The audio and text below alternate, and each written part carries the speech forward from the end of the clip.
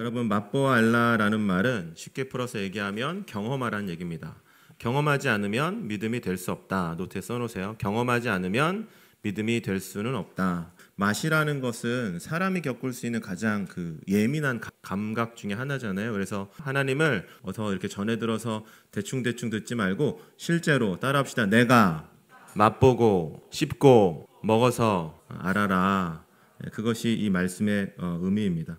오늘 말씀, 지난주에 말씀 나눴지만 다윗이 사울의 눈을 피해서 블레셋 족속의 가드라는 족속으로 피신을 망명을 했죠.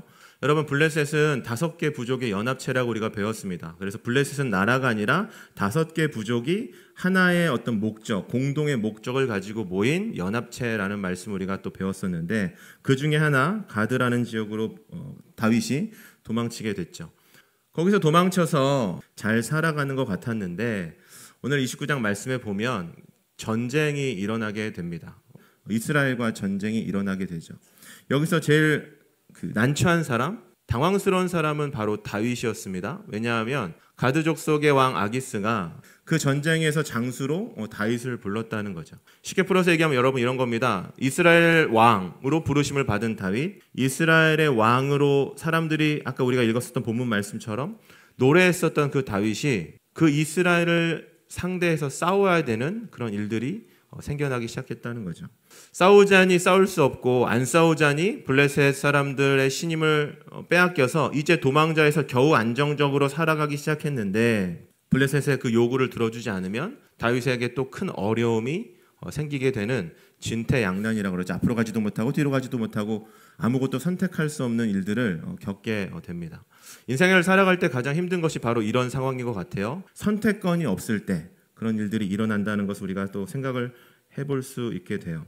그런데 여러분 노트에 써놓으세요. 우리가 당황스러워할 때, 이렇게 써요. 우리가 당황스러워할 때 하나님은 항상 개입하신다. 내가 무언가를 할 수 없고 내가 무언가를 한 걸음 더 나아갈 수 없을 때 하나님은 항상 신실하시게 우리의 삶을 인도하시고 우리의 삶을 이끌어주시는 분이 하나님이라는 것을 우리가 성경을 통해서 날마다 깨닫게 됩니다. 오늘 다윗도 그것을 깨닫게 돼요. 다윗이 아무것도 하지 못했어요. 아무 말도 하지 못했어요. 그런데 블레셋 가드 족속을 제외한 다른 족속 사람들이 화를 내기 시작했어요. 다윗을 보고 깜짝 놀라면서 야, 이 사람 다윗 아니냐? 이 사람 이스라엘 사람들이 엄청나게 왕으로 추대하던 사람 아니냐? 야, 이 사람 가드 족속의 골리앗을 무너뜨린 사람이 아니냐?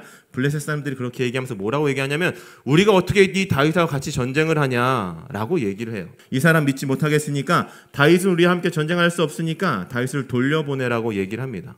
그 말을 들었을 때 가드 왕 아기스 왕이 아니 이 사람은 괜찮은 사람이야. 다윗은 이제 괜찮은 사람이야. 다윗은 우리 블레셋 편이야.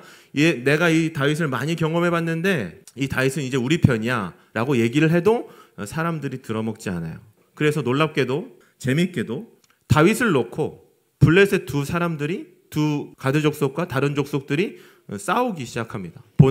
보내지 못한다. 이런 일들을 하게 되죠. 그리고 우리가 말씀 읽진 않겠지만 결국에 다윗이 이 전쟁에서 제외되는 일을 겪게 됩니다. 아기스 왕이 다윗한테 얘기해요. 다윗아 내가 미안해. 오히려 아기스 왕이 미안하다고 얘기해요. 내가 미안해. 내가 너를 잘 쓰려고 많은 사람들한테 내가 설득을 하려고 했는데 우리 블레셋 족속이 너를 싫어한대. 그러니까 너 전쟁할 수 없으니까 이 전쟁에서 빠져. 이렇게 얘기하면서 다윗을 전쟁에서 빼는 일들이 일어나게 됩니다. 세상적으로 보면 믿음이 없이 보면 사실 이거는 당연한 일이죠. 어떻게 가장 탁월한 적군의 수장과 함께 전쟁을 할 수 있겠어요? 당연한 일이죠.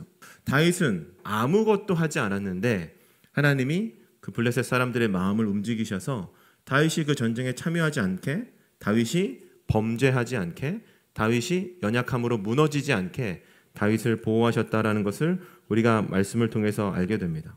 세상에서 가장 복된 인생이 저는 이 다윗과 같은 인생이라고 생각합니다. 노트에 이렇게 써놓으세요, 여러분. 세상에서 가장 복된 인생은 하나님이 도와주시는 인생이다. 다 같이 아멘. 하나님이 도와주시는 인생. 내가 무언가를 선택할 수 없지만 하나님이, 이런 말이 참 좋은 것 같아요. 하나님이 상황을 정리해 주시는 인생. 고통스럽고 힘들고 피하고 싶은 일들이 너무나 많이 있지만 세상을 살다 보면 그런 걸 경험하며 살면 얼마나 좋을까. 내가 정말 저거 마음에 정말 가슴 아픈 일인데, 피하고 싶은 일인데, 때로는 어려운 일인데 하나님이 내가 정말 손 하나 대지 않고 코 한 번 풀지 않고 손대지 않고 코를 풀게 하시는 일들을, 그런 은혜들을 누리는 삶은 얼마나 복된 삶인가라는 생각을 이 다윗의 말을, 또 다윗의 상황을 통해서 우리가 알게 된다는 겁니다. 오늘 우리에게 적용해 보면 앞에 있는 글 한번 읽어볼까요? 같이 읽어보겠습니다. 시작.